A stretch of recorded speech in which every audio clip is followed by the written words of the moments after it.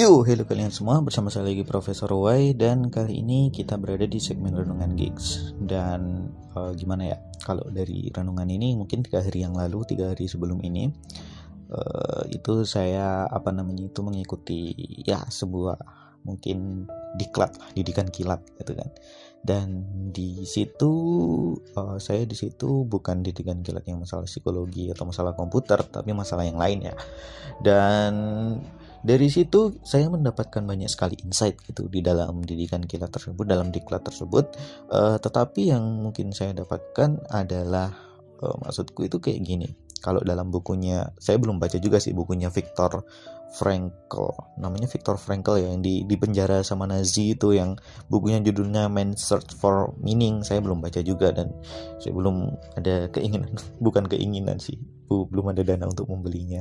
Dan beberapa buku itu di situ kayak kita itu sebagai manusia kan kita bebas ya, bebas dalam menentukan makna apa yang kita lakukan gitu. Memberi makna itu apa yang kita lakukan, kita bebas. Meskipun mungkin apa yang kita lakukan terlihat sia-sia, tetapi kita bebas untuk memberikan makna.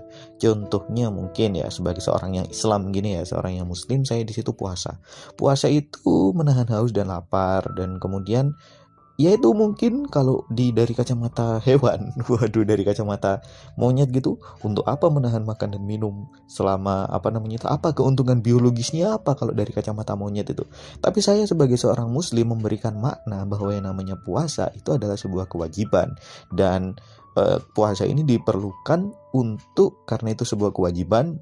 Puasa ini diperlukan untuk membuat saya di situ terbebas dari dosa, dan karena dosa itu saya jadi tidak masuk neraka. Nah, itu kan sebuah pemberian makna dari sebuah kegiatan yang mungkin dari kacamata makhluk lain itu gak berguna gitu loh. Bahkan bukan hanya dari makhluk lain saja. Saya pernah membaca dari 99 Cahaya di Langit Eropa itu kan, di situ si penulis itu kan bersama suaminya sebagai seorang yang minoritas dalam agama Islam di Eropa gitu kan, juga bukan diolok-olok sih, tetapi dipertanyakan, kenapa harus berpuasa antara fajar sampai maghrib, kamu gak makan, kenapa? Itu bukannya sesuatu yang tidak berguna gitu loh. Bukankah itu sesuatu yang tidak berguna, gak ada manfaatnya juga? Mungkin bagi kalian yang itu ada penelitian-penelitian tentang manfaat puasa ya, adalah intinya itu. Tapi intinya adalah dalam berpuasa itu kita memberikan makna bahwa apa yang kita lakukan nggak sia-sia sebagai manusia gitu. Bahkan perbuatan sekecil itu yang kelihatan tidak sia-sia itu ada maknanya. Sehingga kita manusia itu nggak cenderung juga sih, untuk melakukan sesuatu itu harus memberikan makna terhadap sesuatu yang kita lakukan tersebut. Nah, masalahnya makna ini sebenarnya itu nggak kita berikan secara sembarangan gitu kan. Namanya puasa itu kita nggak sembarangan memberikan makna. Kalau kita sembarangan memberikan makna ya mungkin seperti kayak kita berperang gitu kan, karena karena dia telah melukai harga diri saya, terus kemudian saya tampol atau saya tempeleng gitu. Itu kan perbuatan kita yang mungkin jelas salah bagi orang yang melihat gitu ya, tapi kita memberikan makna bahwa ini sebuah pelajaran, bahwa dia itu tidak boleh merendahkan diri saya gitu kan. Itu kan berarti kita memberikan makna, dan pemberian makna itu nggak serampangan gitu loh. Ketika kita memberikan sebuah makna itu dengan sembarangan gitu ya, iya, gimana ya? Ya contoh aja, saya di situ mencuri. Ini saya memberikan makna mencuri ini karena Tuhan menyuruh saya mencuri. Nah, itu kan pemberian makna yang mungkin serampangan gitu loh, sembarangan gitu loh.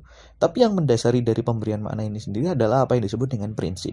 Nah, Mark Manson yang dalam bukunya bukan segala-galanya, sebuah seni bodoh amat itu memberikan nama prinsip ini adalah sebuah nilai atau personal value. Kalau Stephen Covey bilang itu ini adalah sebuah prinsip dalam bukunya Seven Habits of Highly Effective People. Ini disebut dengan prinsip juga. Nah, ini adalah sebuah dasar dari kita memberikan makna pada apa yang di situ kita lakukan. Nah, jadi sebagai mungkin prinsip saya adalah agama Islam gitu ya, Al-Quran dan Al-Hadis, itu prinsip saya. Maka saya bisa memberikan makna bahwa saya melakukan puasa, saya melakukan sholat, itu ada pahalanya. Dan meskipun orang-orang yang tidak berprinsip sama dengan saya, mungkin orang Nasrani, orang Yahudi, itu tidak bisa memberikan makna, apa sih kalian orang Islam sholat 5 waktu itu buat apa? Kan ada ya seperti itu, karena prinsipnya itu berbeda, personal value kita itu berbeda. Nah, itu adalah dasar dari pemberian makna setiap setiap kegiatan kita nggak memberikan makna secara serampangan, tetapi ada prinsipnya, dan prinsip itu merupakan sesuatu yang kita bangun dari nilai diri kita sendiri. Nah, masalahnya yang terjadi di sekarang ini adalah kadang generasi milenial ini itu, kalau dalam bukunya Mark Manson yang namanya personal value, nilai itu gak bisa kita ubah begitu aja. Bahkan Stephen Covey juga di situ berbicara bahwa yang namanya prinsip itu menumbuhkan prinsip itu gak sebentar gitu loh. Saya saja menumbuhkan prinsip agama Islam ini juga membutuhkan waktu ya, hampir untuk menertibkan sholat dan berpuasa itu membutuhkan waktu ya kurang lebih bertahun-tahun. Saya ingat dulu waktu saya belajar berpuasa ya kelas 1 itu saya berpuasa itu, tetapi saya masih diam-diam gitu minum di kamar mandi gitu, saya masih ingat. Kelas 3 itu saya masih ingat juga seperti itu. Itu kan membutuhkan waktu bertahun-tahun, bahkan berpuluh-puluh tahun untuk memahami prinsip-prinsip tersebut. Saya di situ baru berpuasa secara rutin itu mungkin kelas SMP gitu ya. Nah, dan terkadang yang namanya prinsip itu dibuat nggak hanya butuh waktu lama, kalian juga butuh konsisten dalam prinsip tersebut dan pengorbanan gitu. Dan kalau Mark Manson di situ mengatakan bahwa prinsip itu kalau berubah itu pasti sakit. Orang yang di situ mungkin pindah agama itu secara sosial dia pasti sakit karena prinsipnya berubah. Yang saya nggak menghujat orang yang berpindah agama, tetapi pasti sakit. Contoh jangan kasih contohnya aneh nanti. Orang berpindah agama itu pasti sakit, mau dia jadi mu'alaf atau mungkin dia murtad itu pasti sakit, semuanya itu sakit. Nggak ada orang pindah agama itu nggak sakit, maksudnya secara emosional dia sakit dan dia harus beradaptasi dengan hal tersebut. Nah itulah gimana ya kalau untuk renungan kali ini itu maksudku.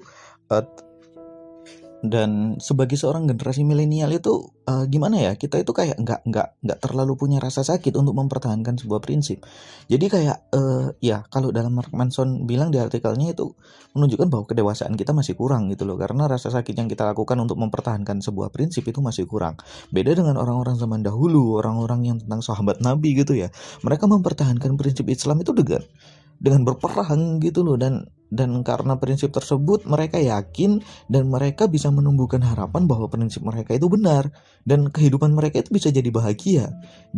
Tetapi kita sebagai seorang milenial sepertinya kita kurang merasakan penderitaan. Iya memang siapa juga yang mau merasakan penderitaan. Kita kurang merasakan sebuah penderitaan, sehingga yang terjadi adalah ketika kita di situ kurang merasakan penderitaan, prinsip-prinsip kita itu akan tidak bisa dipertahankan karena kita kurang merasakan penderitaan itu. Contoh, kalau kalian merasakan penderitaan tentang berperang, kalian ya pastinya akan semakin kuat gitu loh dalam, ya saya nggak menyarankan berperang loh ya, tapi ketika kalian merasakan penderitaan berperang, kalian akan makin kuat dalam agama Islam. Contohnya ini sahabat-sahabat Nabi zaman dahulu ya.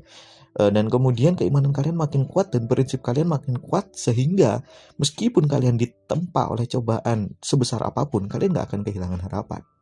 Kayak gitu. So intinya adalah renungan ini adalah pertahankan prinsip kalian, prinsip yang sudah kalian anggap itu benar, meskipun itu menyakitkan juga, karena itu akan membawa kalian ke dalam kedewasaan.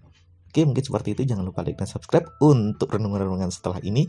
Dan saya gak tahu akan dapat renungan seperti apa lagi di like dan subscribe. Mesti sukses saja, karena nanti akan ada banyak renungan yang akan memotivasi kalian. Dan kalau kalian suka dengan podcast dan ingin mendengarkan renungan-renungan seperti ini sambil jalan, kalian bisa follow di Mesti Dengar di Spotify atau Apple iTunes. Dan juga kalau kalian suka membaca, kalian bisa baca artikel-artikel di mestisukses.com. Oke, mungkin seperti itu. Terima kasih kalian semua sudah mendengarkan dan sampai jumpa.